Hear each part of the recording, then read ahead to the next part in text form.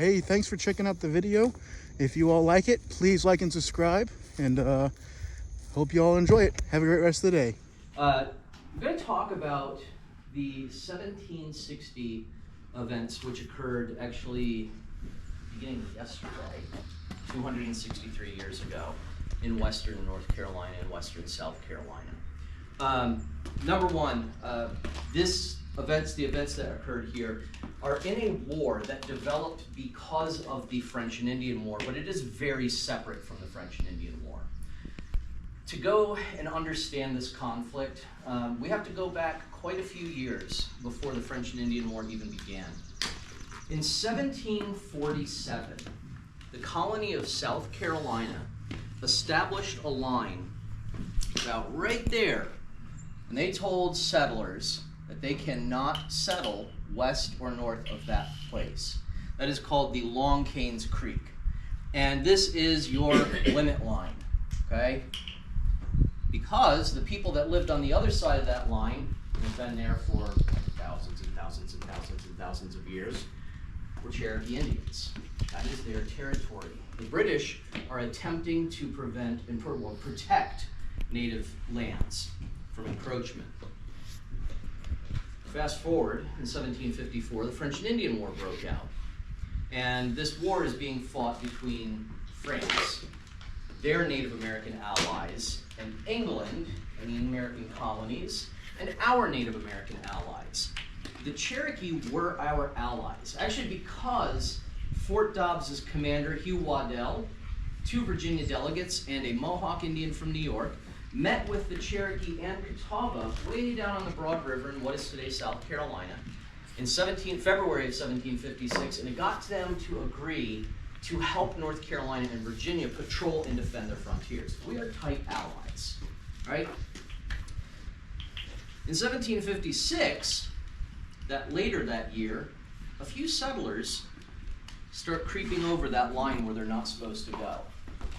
They are drawn there because for thousands of years, natives have been cultivating this land for hunting purposes, and it is beautiful prime real estate.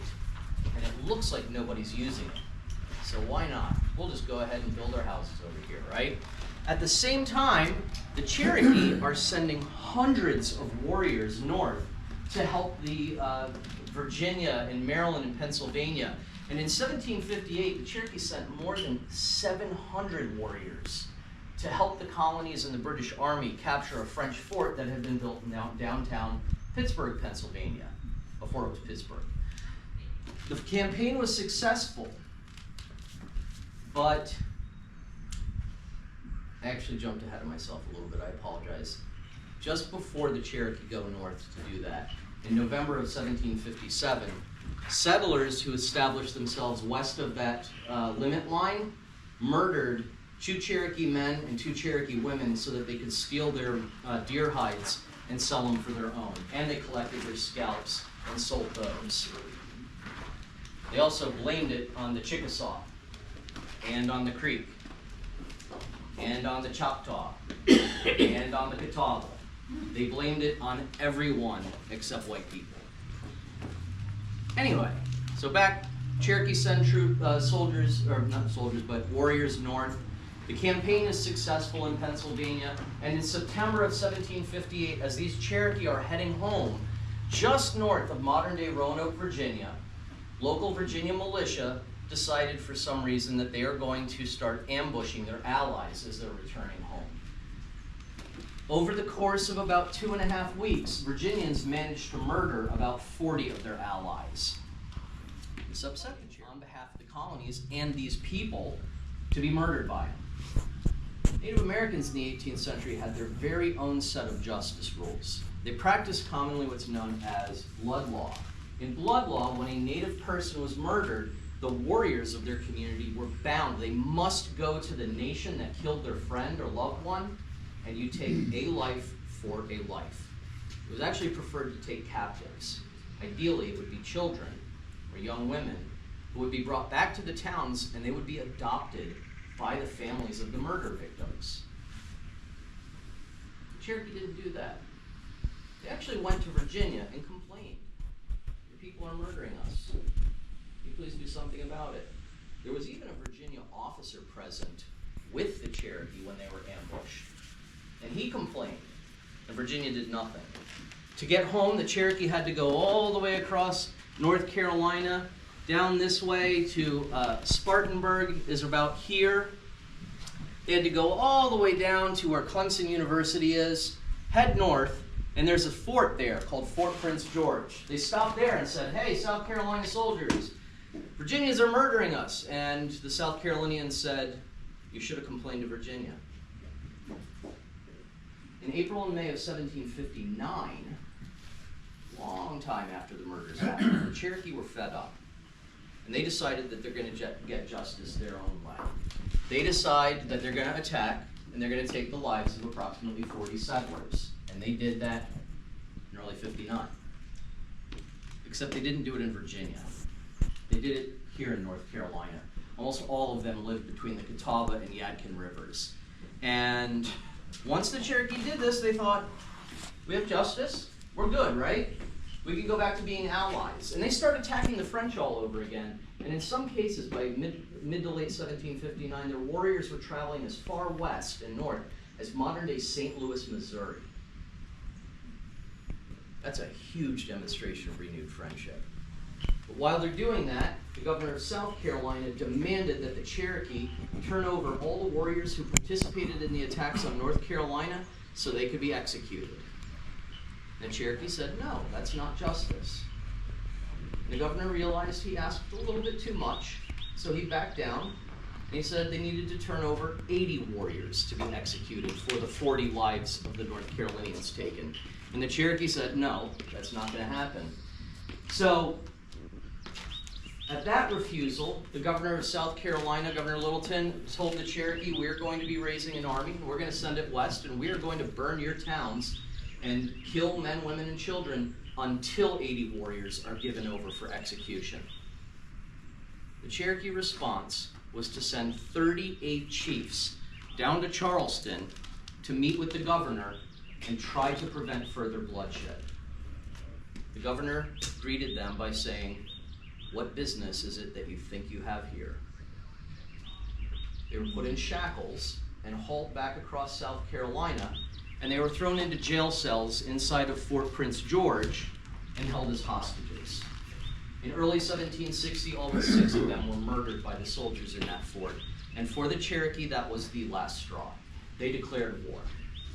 They began attacking all over South Carolina and even North Carolina. There was an attack here on February 27, 1760.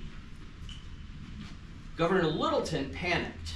He's like, oh my God, we're getting attacked by the mean Cherokee. Why would they do this? And he starts sending letters to the British Army's commander in New York City, Jeffrey Amherst, saying, the Cherokee have risen up, they're killing everyone, they're slaughtering everyone for no reason. Can you please help us? Amherst received that letter on the 24th of, I gotta get my notes, sorry. He got that note a couple days actually before Fort Dobbs was attacked, February 23rd. Amherst immediately grabbed a Colonel Archibald Montgomery, 1,700 British soldiers belonging to the 77th Regiment of Foot and the 1st Regiment of Foot, and he put them on boats and sent them to Charleston to put an end to this fighting. Those men arrived just north of Charleston on the 1st of April of 1760. Smallpox was raging through Charleston, so they were landed above the city, and they immediately marched 40 miles north to a little town called Monk's Corner. There they sat, because South Carolina had been given instructions that they were to raise 1,000 soldiers, 400 heads of cattle, and enough wagons to supply the Army's needs, along with about 300 mounted rangers, militia basically on horseback. When Montgomery got to Monk's Corner, there were no cattle, there were about a dozen wagons, there was no soldiers, there was nothing. Littleton actually just didn't want to do anything to participate in this campaign to help the Brits out. He wanted England to fix it all for him. It took Montgomery threatening to put his men back on boats for South Carolina to finally agree to supply cattle and wagons. They tried to raise troops, and when Montgomery's force arrived all the way up in Congaree, which is about Columbia, South Carolina, they arrived there on, pardon me, I'm sorry. They arrived there on the 2nd of May. And they did finally find a bunch of wagons, and he had to send wagons back and forth down to Monk's Corner several times to get all of the Army's supplies up. And they did have 400 cattle there waiting for him, but there's still no soldiers. So Montgomery, after waiting a little while, because it takes a long time to get supplies back when you only have a few wagons, on the 19th of May, they started marching for the town of 96. 96 is way out here. It gets its name because it is almost exactly 96 miles from there to the Cherokee main town of Gioee. They get there on the 24th of May. And he finds South Carolina has managed to raise 80 soldiers out of the 1,000 promised. And none of them have uniforms. They don't even have guns. It's just a bunch of dudes with a couple officers. Montgomery's pretty ticked off. But 400 mounted rangers showed up. And these are volunteers, not paid. These guys were willing to help. He gets his soldiers ready, and he also wrote a letter to his war. One of the lines of this letter said, quote, "These Indians are rogues, as they all are. But I fancy they have sometimes been hardly dealt by, and if they could tell their own story, I doubt much if they are so much to blame as has been represented by the people of this province." He's saying, I don't think the Cherokee are the ones that started this. He goes on to say, we're punishing the wrong people. It's South Carolina that needs to be dealt with. His commanding officer, Lord Jeffrey Amherst, sent him responses that basically said, shut up and follow your orders. So Montgomery's arms were tied, and a couple days later, he began marching his force all the way up that 96 miles to Fort Prince George. He decides he's going to formulate a plan. His job, his orders are to attack and destroy the Cherokee, kill as many as possible, burn their towns, force an end to this war. He decided that he wasn't going to do exactly what his orders said. He decided he was going to attack and burn towns, but they were going to try to inflict as few casualties as possible, because ultimately they wanted their allies back. It was South Carolina that wanted the Cherokee annihilated and wiped off the face of the earth. Montgomery had also fought side by side with the Cherokee in 1758 as allies. He marched his army north. Like I said, they left on the 28th of May. On the 1st of June, after traveling 84 miles, they reached 12 Mile Creek. 12 Mile Creek is right here. You see how this distance is. The modern day border of South Carolina actually goes up to here, like that. 12 Mile Creek is there. He set up a camp, left 120 of his 2,000 soldiers behind there. And he decided he was going to march around the Cherokee towns and come up from the north and attack downward in surprise. They expected to get ambushed at every turn, but the Cherokee evidently had no clue the British Army was there. 2 miles from the town of New Gioee, they heard dogs barking. They actually didn't know this town existed. It was a refugee town that had just been established. He sent the 1st company, or the light infantry company of the 1st Regiment of Foot. These are special soldiers. About 8 p.m., he ordered those men with bayonets only to attack the Cherokee town. They managed to surprise the Cherokee, and it turned into a fighting skirmish. As many as 50 Cherokee warriors were killed. There were a few women and children killed, and Montgomery, the commander, was really ticked off about that. He instructed his men that if any more women or children were killed, they would be executed on the spot, and their officers would be held responsible for that.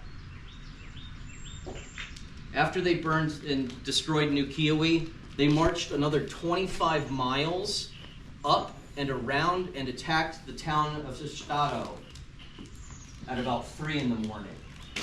After attacking and burning the 200 houses at Estado, they cut across and attacked the town of Toxaway.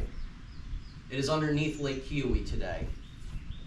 From Toxaway, they burned Juarez, then Conoseti, Sugar Town. Then they burned Coalachi. A total of 7 Cherokee towns were destroyed. They marched 60 miles in 30 hours, burned 7 towns, took about 50 prisoners, and killed close to 70 Cherokee warriors in combat in 30 hours. At 4 in the afternoon of June 2nd, 1760, they arrived at Fort Prince George, and Montgomery thought this would be enough. This will get the Cherokees' attention. This will get them to come in and talk peace. But he took it a step further, and he made sure that all the prisoners that they took were really, really well treated. And then he turned around and released almost all of them and said, go tell your countrymen, you guys aren't dealing with South Carolina anymore. It's your old friends, and we want an end to this war. Please come talk.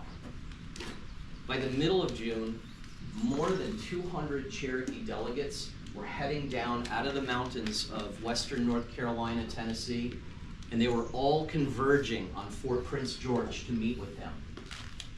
A South Carolinian named James Welch, in the middle of the night, we don't know what day, but in the middle of the night, unbeknownst to Montgomery, he snuck out and he intercepted the Cherokee and told him it was a trap. The British are planning on murdering everybody. They've got smallpox in their camp. They're planning to infect you. It was all lies. South Carolina wanted this war prolonged. They wanted the Cherokee destroyed. Absolutely. And it wasn't hard to believe because 6 months before this, in that very same fort, South Carolinians murdered their last peace diplomats. So those 200 Cherokee turned around and they went home. On the 24th of June, Montgomery decided that he's got to drive deeper into Cherokee territory. They've got to burn more towns. The Cherokee had also laid siege to a fort South Carolina established all the way up near what is today Knoxville, Tennessee, in the heart of the Cherokee Overhill settlements. That fort's under siege. They've got to get that siege lifted. They've got to cover about 140 miles. So on the 24th of June, towns along the way, and they made it to, if anybody's familiar with Clayton, Georgia. At Clayton, Georgia, the army turned north and followed the rivers north, straight up to the North Carolina border where the town of Otto now stands, and 8 miles south of the modern town of Franklin, North Carolina, which is the Cherokee town of Niquosi. The Cherokee set up an ambush. The Rangers, the South Carolinians at the front of the column, 50 men, walked right into the ambush. And immediately the commanding officer was shot, and it sent those Rangers into a panic. Montgomery dispatched the 1st Regiment of Foot's Grenadier Company and Light Infantry Company, along with the 77th Regiment's Light Infantry and Grenadier Companies, pushed them right into the Cherokee lines, who were up on the sides of mountains, firing down at the British soldiers in this force. He forced his men forward, trying to get the Cherokee to back off, but he couldn't get them dislodged. So he formed 4 companies of the 1st Regiment of Foot and pushed them against the Cherokee right, and they were driven back into a field in the middle of the valley. The 77th was then pushed forward, and together they started creeping up the hills, but they could not get the Cherokee out of their positions because the Cherokee are largely armed with rifles. The British guns can only get, you're only going to be able to hit a target at about 100 yards in the best, but rifles, they can pick people off at 200, even 300 yards. So the Cherokee are able to keep the British at bay, and they keep trying to get closer to the Cherokee. Eventually, Montgomery decided the best thing to do would be to clear the ambush zone, and he drove his men hard north so they could get out of the kill zone. It took 4 hours for them to clear that. As they start getting north out of the clear zone, kill zone past Ecoy Pass, the Cherokee shifted their focus to the back of the British line, and they began attacking their pack horses, which were carrying all of their food and ammunition. Without food and ammunition, that army can't get much further, can it? They took heavy losses, the British took heavy losses with their pack horses and pack horsemen, but they finally managed to get all of their troops 3 miles to the north in a town called Ecoy. It's just on the southern edge of today's Franklin, North Carolina. His army holed up there for 3 days as they treated the wounded. They set out patrols to try to secure their border around their little camp. And the Cherokee, the entire time for those whole 3 days, kept just randomly attacking them at different hours. In the middle of the night one evening, soldiers that were cooking a meal were suddenly disappeared. A group of Cherokee had snuck into the middle of the British camp and killed these men while at their campfire. And this is the type of stuff that occurred for the next 3 days. On the, I think it was the 1st of July, I'm so sorry. On June 30th, Montgomery began readying his troops to march the more than 60 miles back to Fort Prince George to get them out of the mountains into safety. It took them 3 days. They were running and fighting the entire way. The Cherokee were constantly attacking them as they basically jogged the 60 to 70 miles out of the mountains. He managed to get his troops back to Fort Prince George, and as soon as they were back, everybody, of course, breathed a sigh of relief. They did manage to survive. They took incredibly heavy casualties, but he thought this should be enough to end it, but he can't stay back there because his troops are so badly beaten up. He's got to go back to New York City. His commander also told him, once you're done, you've got to just leave. South Carolina should take care of the rest of it. So he shortly after began marching his troops east, and he left a couple soldiers of the 77th Regiment at Fort Prince George as a reinforcement, but he brought the whole rest of his army down, and they covered that 260 miles in about 10 days. He left 4 companies of one of the regiments in South Carolina as a security measure against the frontier, and he took the rest of his troops north to New York City. And everything should have been over, right? Well, once the Cherokee defeated him in that big battle on June 27th, they were really emboldened. They went and they captured the fort near Knoxville, Tennessee. They captured the whole garrison, but then they released them all. They signed a pact that said that the garrison of the fort would leave all the guns and ammunition for the Cherokee, and they were allowed safe passage back to Charleston. When the Cherokee got into Fort Loudon, they discovered that the garrison did not abide by the treaty. So the Cherokee, really ticked off, went and caught that garrison. People love to call it a massacre. There was 140, mostly men, soldiers, with a few women and children. They were caught in the early dawn on the 10th of August, and the Cherokee killed 23 of them in a battle, captured every single other person, and they took them off and they held them as hostages. And kept trying to tell Virginia, hey, you guys, can we please make a peace treaty now? And then Jeffrey Amherst, the British commander of all of North America, kept telling Virginia, you can't make a peace treaty with the Cherokee. It's got to be done through Charleston. course, Charleston doesn't want the peace treaty. They want genocide. In early 1761, Britain ended up sending a second army back to South Carolina, and it did very much the same as the previous army, except the commanding officer. I'm going to read a little bit of a longer passage here, if I can find it.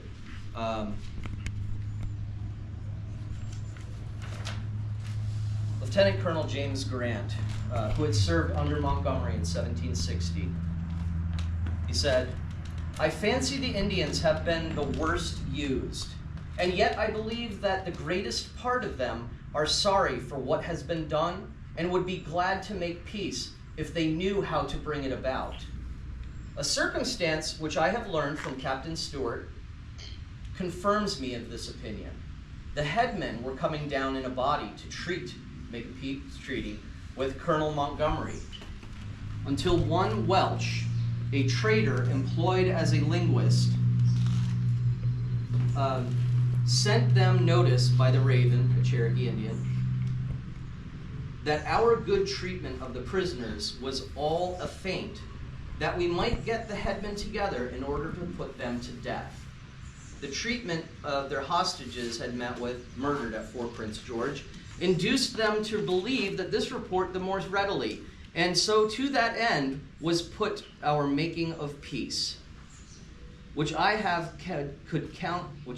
never could count upon for until now, though indeed before we left this province there were some rumors to the surmise." Basically, he's saying that about the South Carolinian that dissuaded the Cherokee from coming and ending the war.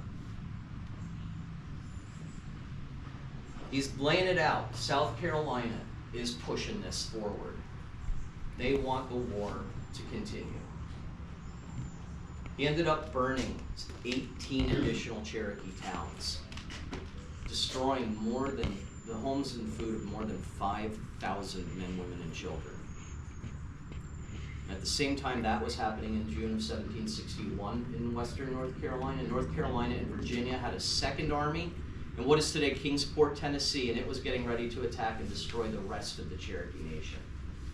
Before that second invasion could even launch, the Cherokee were begging for peace. They finally signed peace treaty. Really hot. Yes. So at the point at which the treaty is signed, where does the relationship between the English and the Cherokee go from that point forward?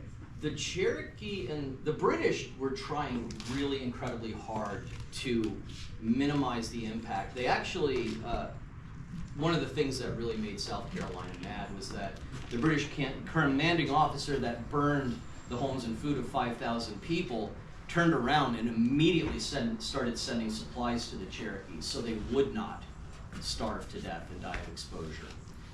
And the British then, at the conclusion of the peace, they actually forced the South Carolina to establish a limit line of a settlement, but this time it was pushed much further, all the way to 12 Mile Creek, that place where they first made their camp, which is all the way up here. Spartanburg, like I said, is about here. So about there is now the new limit of South Carolina's lands that they can settle. So they gained everything from here to here and all the way up here. The British insisted through all the colonies in 1763. They set a line that almost follows the Eastern Continental Divide, and they basically said, white people, if you settle on the other side of that line, Native Americans will murder you, and we will not do anything about it. It's your fault. They did it anyway. So now the Cherokee didn't have any allies on their side. It was just the Cherokee. The Creeks were instigating them the whole time. There were a few Creeks who were present on the June 27th battle. There